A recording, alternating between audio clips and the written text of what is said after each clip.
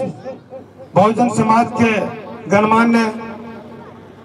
पिता तुल्य बुजुर्ग और हमारी बहनें, माताएं और मेरे साथी जो इस प्रांगण में बैठे हैं, सभी का हार्दिक अभिनंदन, धन्यवाद। साथियों, मुझे इस जालौर की धरा गांव, मैंने सुना खोका गांव बताया, इस गांव का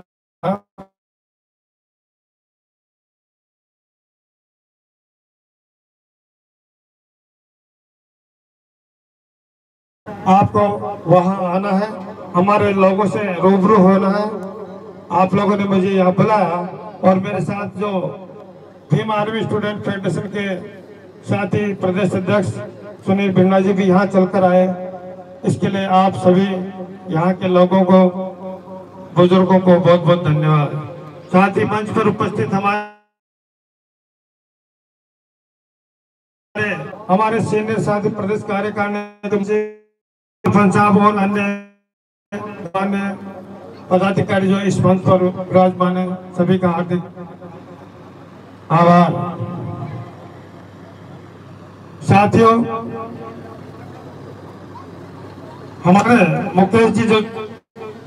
आपके इस क्षेत्र में काफी सालों से काम कर रहे हैं, उन्होंने आपको बहुत कुछ बता दिया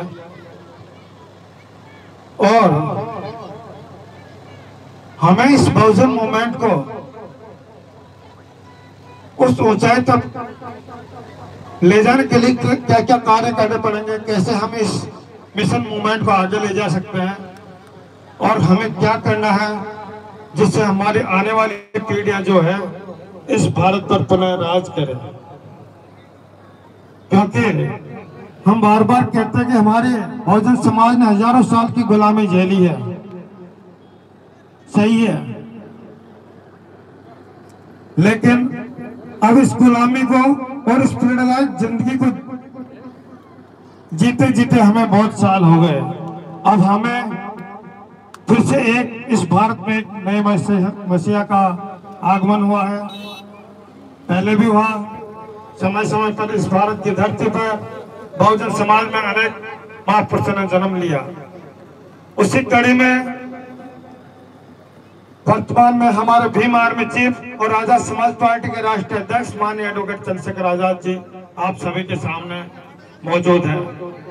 उनके बारे में किसी को कुछ कहने की जरूरत नहीं, क्योंकि जो काम विश्व रत्न बाबा साहब भीमराव अम्बेडकर जी के द्वारा अधूरा था, उस काम को पूरा करने का बेड़ा और विचारधारा को आगे फैलाने का जो कार्य हमारे मान्यवर साहब ने किया, और फिर भी कुछ चीजें ऐसी रह गई कि फिर एक इस धरती पर एक मसीहा ने जन्म लिया और आज वो आपके साथ दिन रात 24 घंटे मेहनत करके इस बहुजन समाज के उत्थान और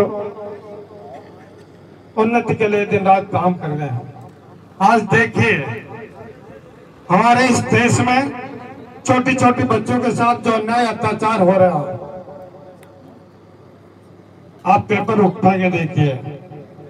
मैं आपको दावे के साथ कहता हूँ 99.99% जो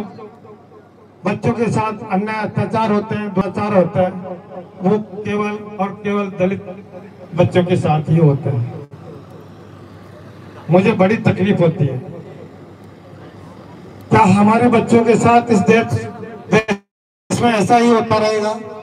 क्या इनकी रक्षा के लिए हमारा खून खौलता नहीं है? हमें हमारे बच्चों की रक्षा के लिए उस रास्ते को चुनना होगा, जो रास्ता आज हमारे माननीय एडवोकेट चंद्रशेखर आजाद जी हमें दिखा रहे हैं। साथियों, आपने देखा होगा